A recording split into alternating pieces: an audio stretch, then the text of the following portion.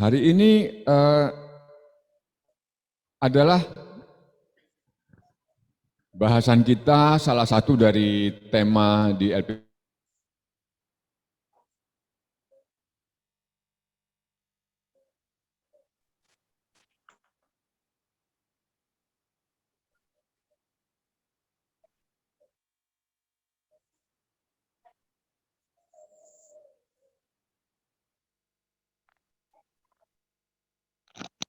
Dengan buku hijau ini. Ini temanya adalah orang yang dipakai Allah. Perlu perkenalan sedikit, saya Ekumen PKKO, tetapi kami sering berkumpul di acara LPPI sehingga buat yang lain sudah tidak asing. Dan mengenai macam orang yang dipakai Allah, silakan slide berikutnya. Ya, 12 orang muridnya diutus memberitakan Injil. Yesus datang di dunia ini untuk seisi dunia. Allah Bapa mengirimkan Yesus untuk mencari dan menyelamatkan yang hilang. Itu Missio Dei, misi yang dilakukan Allah. Mencari dan menyelamatkan yang hilang. Banyak orang terhilang, the lost people. Orang yang terhilang itu yang tidak tahu arah, tidak tahu jalan. Ilustrasinya kalau ada kita dengar di mall anak yang kehilangan papa mamanya, itu anak yang tidak tahu jalan keluar misalnya. Kalau dia tahu jalan keluar, dia akan jegat papa mamanya di pintu keluar. Begitu juga orang-orang di dunia ini masih banyak orang yang terhilang, yang tidak tahu jalan keselamatan. Maka Allah Bapa memakai Yesus untuk mencari dan menyelamatkan yang hilang. Yesus orang yang dipakai Allah. Pola yang sama dipakai juga di semua lembaga penginjilan. Lembaga penginjilan ada LPPI dan lain-lain, mengutus pembina-pembina untuk pergi mencari dan menyelamatkan yang hilang. Misi LPPI membentuk dan mengembangkan pembina-pembina supaya unggul dalam pengetahuan, keterampilan, dan sikap hati. Juga lembaga, ada kelas, pusat latihan pembinaan rohani, mengutus para pembina, pendamping atau pelatih untuk memuridkan orang lain. Secara perorangan juga begitu. Saya dulu di kelas pelatihan,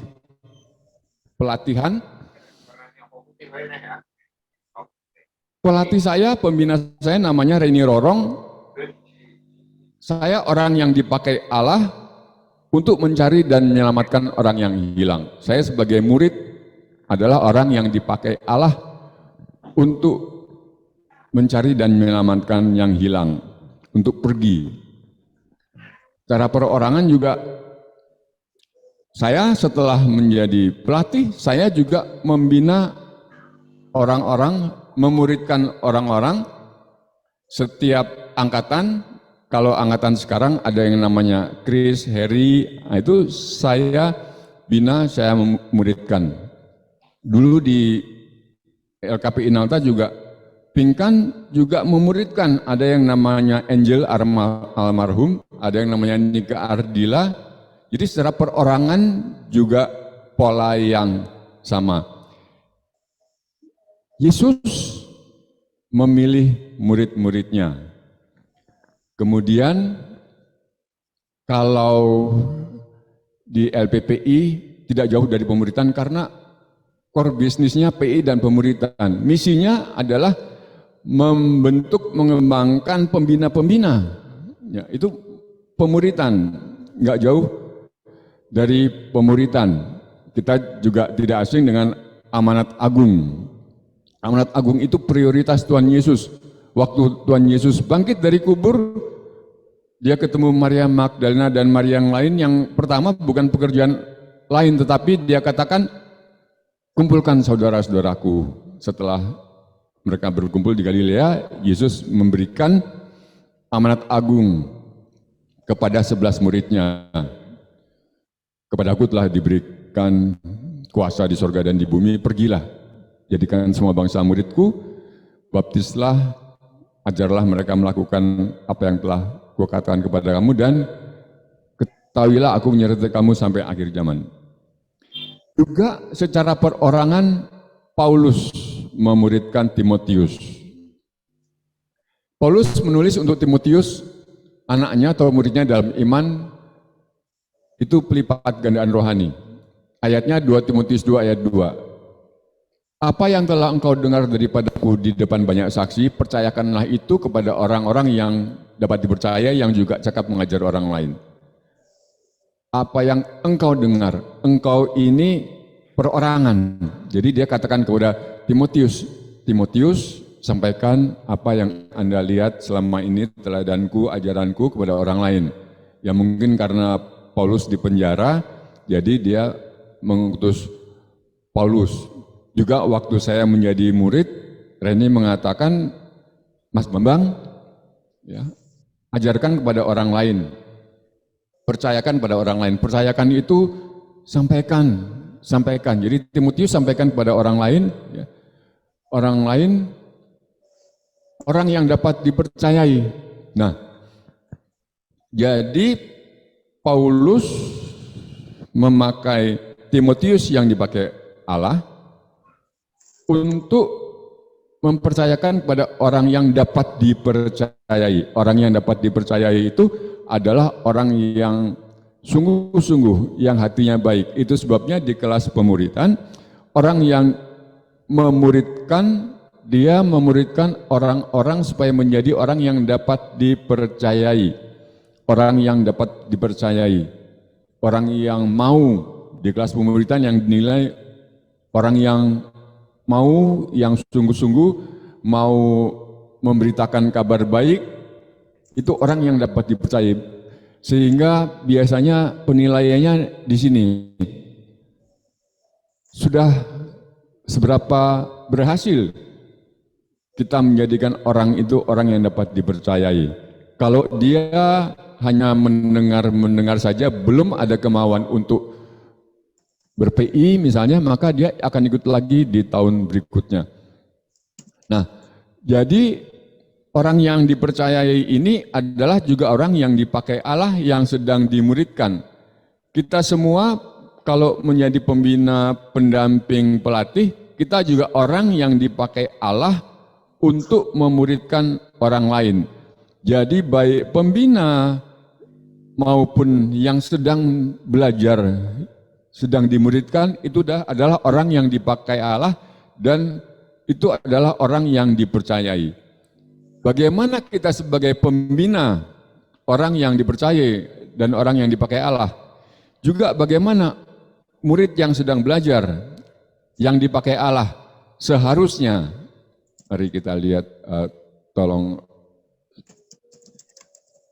slide berikutnya.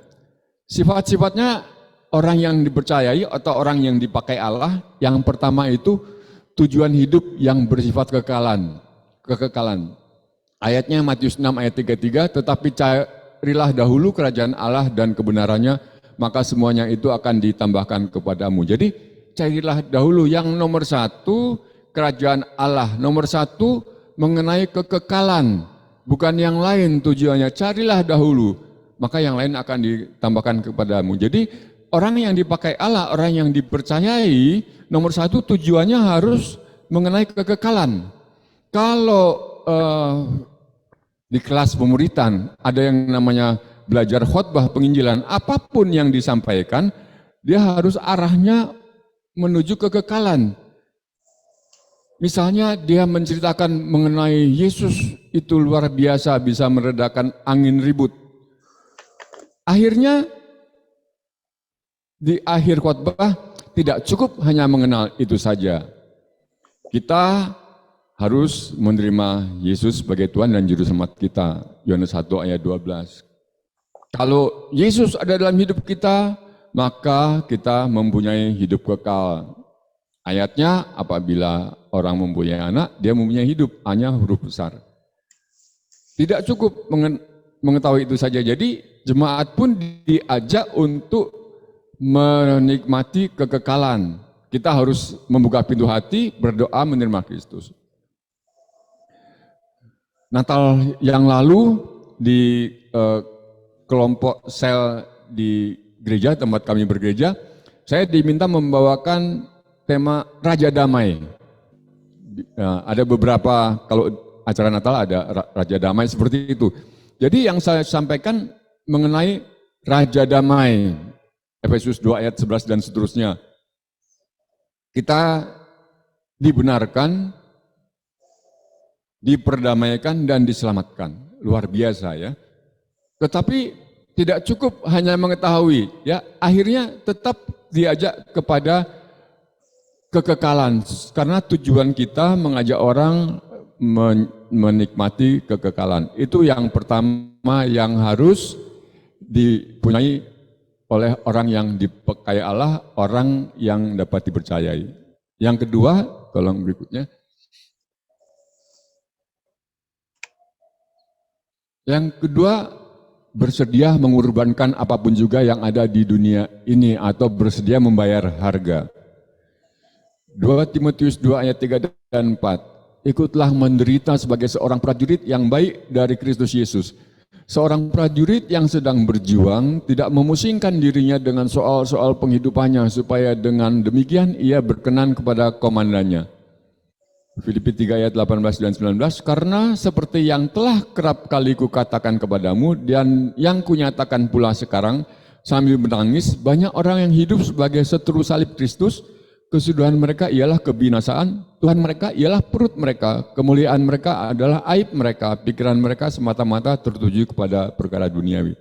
Jadi harus mau berkurban, harus mau membayar harga, jangan hanya mementingkan soal-soal penghidupannya. Kalau prajurit berjuang di medan perang, dia mau berkurban. Selama di medan perang dia harus mau tidak menerima paket makanan, ramen, pizza dan sebagainya, tetapi dia berkurban. Dan kalau yang tidak mau berkurban, Tuhan mereka, perut mereka, kemuliaan mereka adalah aib mereka, pikiran mereka semata-mata tertuju kepada perkara duniawi. Jadi mengorbankan apapun juga, jasmani rohani. Dia kalau prajurit di medan perang, prajurit Kristus juga begitu. Sehingga kalau ya kita sering berbicara mengenai pemuritan, kalau ada orang yang dibina, biasanya yang kita lihat adalah bagaimana pembagian waktunya. Apakah dia mau meninggalkan satu hari saja untuk misalnya hari Minggu atau hari Sabtu untuk tidak pergi ke mall misalnya. Adakah di situ dia cantumkan dia akan pergi mengabarkan kabar baik? Itu maksudnya dia mau mengorbankan waktunya untuk pekerjaan Tuhan. Karena dia adalah orang yang dipakai Tuhan. Jadi ada yang pertama, tujuannya tidak lain adalah kekekalan.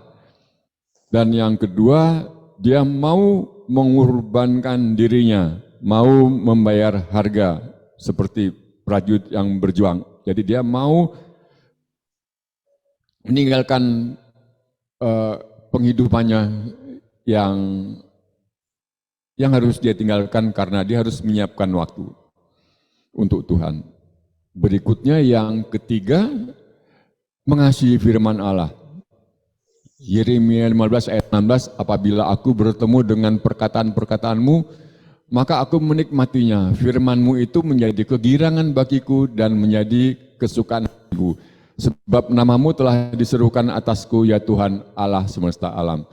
Apakah kita menikmati, kita menyenangi firman Allah? Itu juga kalau di kelas pemuritan diarahkan. Ada enggak saat teduhmu gitu ya? Apakah melakukan saat teduh setiap hari? Nah, saya anak saya yang terakhir yang nomor 3 itu kelas 2 SMA. Dia sejak kelas 3 SD itu saya yang antar ke sekolah. Tapi kalau pulangnya dia bisa pulang sendiri. Jadi itu kesempatan untuk dia terus-menerus mendengar firman Tuhan. Dari mulai SD saya di mobil saya tanyakan apa firman hari ini. Dia baca firmannya, saya jelaskan. Ya dia sampai sekarang mau karena dari kecil. Kalau sudah mulai SMA dia bilang, apa ini ngomongin apa gitu ya. Tapi tiap hari, karena 90% dia pergi itu saya mengantar kalau pagi. Juga hari ini apa firmannya mengenai pencobaan yang dialami ya. Tidak melebihi kekuatan. Saya katakan ya dalam hidup kita, lingkungan kita itu cobaan. Ya saya masukkan ajaran pemerintahan, peperangan kita melawan dunia daging ya. Jadi lingkungan kita itu banyak cobaan, kita maju aja terus. Cobaan itu tidak melebihi kekuatan kita, kita bisa melawannya. Jadi perlu setiap hari mengasihi firman Allah, menyenangi firman Allah. Yang berikutnya yang keempat adalah berhati melayani. Matius 20 ayat 26 sampai 28. Tidaklah demikian di antara kamu. Barang siapa ingin menjadi besar di antara kamu, hendaklah ia menjadi pelayanmu, dan barang siapa ingin menjadi terkemuka di antara kamu, hendaklah ia menjadi hambamu. Sama seperti anak manusia datang bukan untuk dilayani, melainkan untuk melayani dan untuk memberikan nyawanya menjadi tebusan bagi banyak orang. Jadi berhati melayani bukan minta dilayani, membantu bukan minta dibantu. Kalau di luar sana mungkin kalau di kantor ada yang mengatakan jangan mau melayani bapak itu ya, bos yang lain aja yang kamu layani. Tidak, kita harus melayani semua orang karena dikatakan kalau mau menjadi besar di antara kamu hendaklah ia menjadi pelayanmu. Ya, jadi kalau mau menjadi besar seperti Bang Alan menjadi pelayannya, nanti besar. Ya, jadi melayani, bukan minta dilayani, bukan minta dibantu, tapi melayani, membantu artinya pergi melakukan sesuatu. Ya, jadi yang keempat melayani, yang ketiga tadi menyenangi firman Tuhan, yang kedua membayar harga, yang pertama hidup dalam kekekalan tujuan hidupnya. Berikutnya yang kelima adalah tidak menaruh kepercayaan kepada diri sendiri. 2 Korintus 1 ayat 9, bahkan kami merasa seolah-olah kami telah dijatuhi hukuman mati. Tetapi hal itu terjadi supaya kami jangan menaruh kepercayaan pada diri kami sendiri, tetapi hanya kepada Allah yang membangkitkan orang-orang mati. Menaruh kasih kepada sesamanya, Roma 7 ayat 18. Sebab aku tahu bahwa di dalam aku, yaitu di dalam aku sebagai manusia, tidak ada sesuatu yang baik. Sebab kehendak memang ada di dalam aku, tetapi bukan hal berbuat apa yang baik. Jadi jangan menaruh kepercayaan pada diri sendiri, jangan merasa diri sendiri mampu. Ya, saya dulu ya kalau riwayat hidup saya sebelum gabung di LPPI, sebelum ikut PKKU tahun 95, saya dulu senang mengenai hal-hal tenaga dalam. Itu sebetulnya itu kalau mempunyai itu tenaga supranatural itu hanya dua, dari Tuhan apa dari yang lain gitu ya. Itu saya pikir wah ada loka karyanya berarti ilmiah itu. Sepertinya ilmiah. Jadi ada penyembuhan dengan tenaga prana, ada loka karyanya. Itu bisa menyembuhkan, bisa melihat aura. Kalau yang tebal di sini, oh kamu sakit perut. Kalau yang tebal di sini, itu bisa. Bahkan kalau penyakit yang berat dengan warna. Ya. Terus saya berpikir, kalau saya bisa menyembuhkan segala macam penyakit, iya penyakit saya bisa. Tetapi kalau hal-hal lain, kalau masa saya datang pada Tuhan, saya kan sudah bisa segala macam. Tetap saya merasa saya tetap memerlukan Tuhan.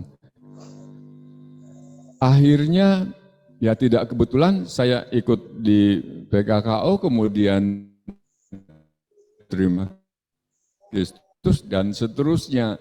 Merasa bahwa manusia punya kelemahan. Jadi jangan menaruh kepercayaan pada diri sendiri. Jangan merasa kalau sudah bisa segala-galanya, sudah mempunyai segalanya, itu sudah aman. Orang tentu akan merasakan dia harus mempercayai yang maha kuasa, mempercayai Tuhan. Jadi jangan mempercayai diri sendiri. Jadi tidak menaruh kepercayaan pada diri sendiri. Yang kelima, yang keempat tadi melayani. Yang ketiga suka akan firman Tuhan, yang kedua membayar harga, yang pertama kekekalan. Berikutnya yang keenam, tidak memiliki roh yang berdiri sendiri. Tidak memiliki roh yang berdiri sendiri. Jadi kita hidup sebagai makhluk sosial, kita tidak bisa hidup sendiri. Tidak mungkin bisa. Kalau orang yang ingin hidup sendiri itu dia melawan arus. Ya, biasanya orang ingin berkumpul, remaja pemuda ingin berkumpul sehingga terjadi tawuran. Orang-orang yang dulu satu SMA, satu universitas ingin berkumpul, reuni. Jadi jangan melawan arus, jangan memiliki roh yang berdiri sendiri, tetapi kita perlu bersama-sama. Itu sebabnya di kelas pemuritan ada pelajaran proyek rohani bagaimana bekerja sama dengan orang lain. Bagaimana bekerja bersama-sama. Karena kalau sendiri itu juga tidak mampu, tidak kuat. Itu sebabnya ada delegasi, ada kerjasama. Dan yang ketujuh adalah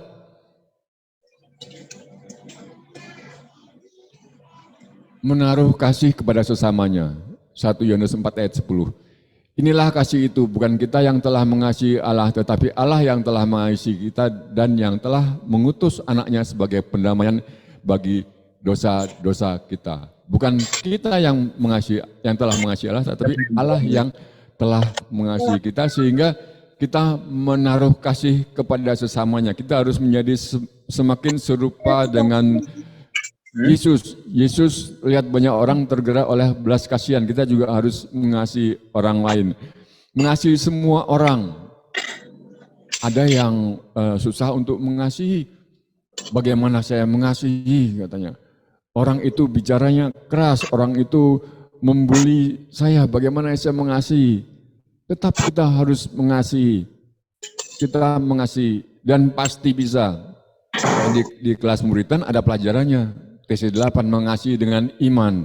Jadi bagaimana orang itu kita bisa mengasihi.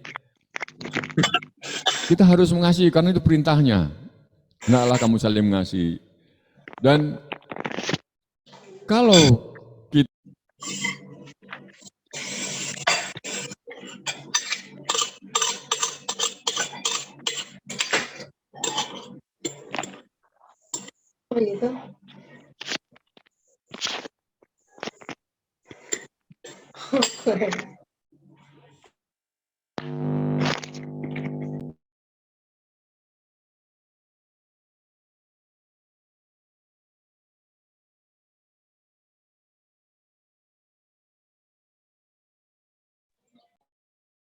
RT baru kok beda budayanya, kok dia kasar dan segala.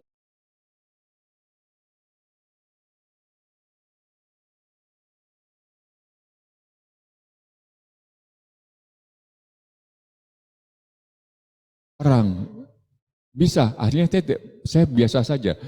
Juga orang kalau mengasihi itu kelihatan atau mengasihi atau tidak kelihatan. Saya ingat waktu kampanye pemilihan Presiden Joko Widodo dan Prabowo, orang yang suka sama Joko Widodo pasti dia banyak mendoakan. Ya. Terus sebaliknya kalau dia tidak suka sama Prabowo, dia mencela. Atau kebalikannya, orang yang suka kepada Prabowo tidak suka Joko Widodo, dia akan mencela. Jadi yang mengasihi itu kelihatan. Kalau orang mengasihi dia akan mendoakan. Kalau orang tidak mengasihi dia kelihatan, dia mencela. Itu dia tidak mendoakan tentunya. Jadi kita mengasihi kepada sesamanya. Nomor 8 berikutnya, tidak membiarkan diri terjebak dalam akar kepahitan. Ibrani 12 ayat 15. Jagalah supaya jangan ada seorang pun menjauhkan diri dari kasih karunia Allah agar jangan tumbuh akar yang pahit yang menimbulkan kerusuhan dan yang mencemarkan banyak orang. Jadi jangan menjauhkan diri dari kasih karunia Allah supaya jangan tumbuh akar pahit, menimbulkan kerusuhan, menimbulkan akar pahit. Orang yang punya akar pahit itu murung atau sakit, ya. Jangan timbul akar pahit. Kalau anak kecil itu biasanya dia sedih, dia sakit hati kalau dia berebut kue sama kakaknya. Tapi kalau sudah besar, akar pahit dari mana? Ya mungkin dari teman kantor. Ya, teman kantornya yang selalu membuli, yang meremehkan, yang membicarakan, yang bicaranya kasar. Kemudian kalau dia menjauhkan diri dari kasih karunia Allah, dia akan menjadi akar pahit, menjadi sakit. Kita suka dengar ya penyakit karena pikiran. Ya, itu naif karena orang itu yang salah, yang gosip, harusnya yang dia yang dapat hukuman. Dia yang sakit. Tapi kalau kok kebalik ya? Kita yang sakit. Harusnya kita menjadi pemenang. Kita harus tidak menjauhkan diri dari kasih karunia Allah, kita banyak berdoa, kita menjadi pemenang, nilai kita tinggi. Orang yang banyak berdoa, orang yang semakin sabar, jadi menjadi pemenang. Itu tidak akan timbul akar pahit. Jadi jangan naif, orang yang salah, kita yang sakit. Nah, harusnya orang yang salah itu kita acuhkan, bukan berarti kita acuh sama semua orang. Seperti Daud melawan Goliat, dia acuhkan kata-kata yang mencemooh. Dia perang tidak ada yang menolong, kakaknya juga mencela, Goliat juga mencela dengan kata-kata kasar, tapi jauhkan atau tidak peduli kata-kata kasar cemooh orang lain. Dan yang terakhir, yang 9 adalah telah belajar mendisiplin hidupnya. 1 Korintus 9 ayat 24 sampai 27, tidak tahukah kamu bahwa dalam gelanggang pertandingan semua peserta turut berlari, tetapi bahwa hanya satu orang saja yang mendapat hadiah, karena itu larilah begitu rupa sehingga kamu memperolehnya. Tiap-tiap orang yang turut mengambil bagian dalam pertandingan menguasai dirinya dalam segala hal. Mereka berbuat demikian untuk memperoleh suatu mahkota yang fana, tetapi kita untuk memperoleh suatu mahkota yang abadi. Sebab itu, aku tidak berlari tanpa tujuan dan aku bukan petinju yang sembarangan saja memukul, tetapi aku melatih tubuhku dan menguasainya seluruhnya supaya sesudah memberitakan Injil kepada orang lain, jangan aku sendiri ditolak. Tolong slide berikutnya. Ya. Disiplin itu adalah mengerjakan sesuatu yang baik dengan konsisten, terus-menerus, dan akan ada hasilnya. Orang yang disiplin dalam olahraga terus-menerus, dia akan menjadi sehat. Disiplin dalam saat teduh misalnya, muridnya kita ajak supaya disiplin dalam saat teduh, maka dia persekutuan Tuhan dengan Tuhan menjadi baik. Jadi disiplin itu bukan untuk menghukum. Menghukum itu adalah kalau orang sudah berbuat sesuatu, maka dihukum. Kalau kita disuruh olahraga, bukan artinya dihukum supaya kita capek, tetapi ke depan, ya, bukan yang lalu tapi ke depan. Ke depan kita akan merasakan hasilnya. Jadi disiplin itu adalah salah satu yang diminta untuk orang yang dipakai Allah, orang yang dapat dipercayai. Harus disiplin. Disiplin adalah melakukan hal yang baik terus-menerus secara konsisten. Jadi orang yang dipakai Allah, orang yang dapat dipercayai, itu jangan lupa sifat-sifatnya, baik pembina maupun orang yang sedang ikut kelas pemuritan. Yaitu tujuan hidupnya adalah kekekalan, dia mau membayar harga, dia sangat senang atau menyenangi firman Tuhan, dia mau melayani bukan hanya dilayani, dia tidak mengutamakan mempercayai dirinya karena dirinya pasti ada kekurangan, dia harus percaya kepada Tuhan sepenuhnya. Dia tidak punya roh yang menyendiri tetapi bekerja sama, kemudian dia mengasihi, Ya, dia mengasihi, apapun yang terjadi, orang itu baik atau jahat, tetap harus mengasihi.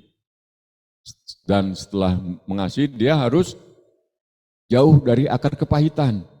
Jauh dari akar kepahitan, jadilah pemenang. Jangan menjadi sakit, ada akar kepahitan terus jadi sakit. Sakit biasanya itu karena banyak orang yang jahat di luar sana, tetapi dia harus menjadi pemenang. Dan yang terakhir, disiplin.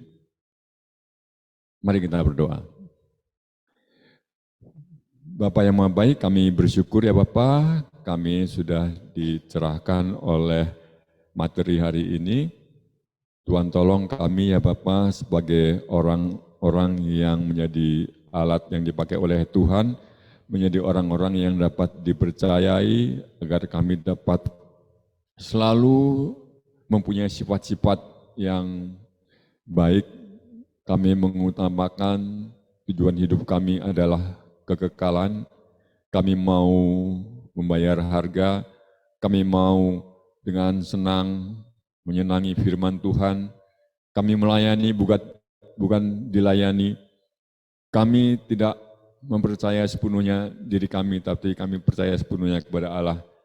Kami tidak mempunyai roh yang menyendiri, tetapi kami sebagai makhluk sosial hidup bersama, kami mau mengasihi dan kami dijauhkan dari akar pahit dan kami berdisiplin. Kami serahkan hidup kami sepenuhnya dalam tangan Tuhan. Biarlah Roh Kudus-Mu yang mengarahkan hidup kami, yang menjaga kami agar hidup kami semakin dapat menyerupai Kristus. Dalam nama Tuhan Yesus kami berdoa. Amin.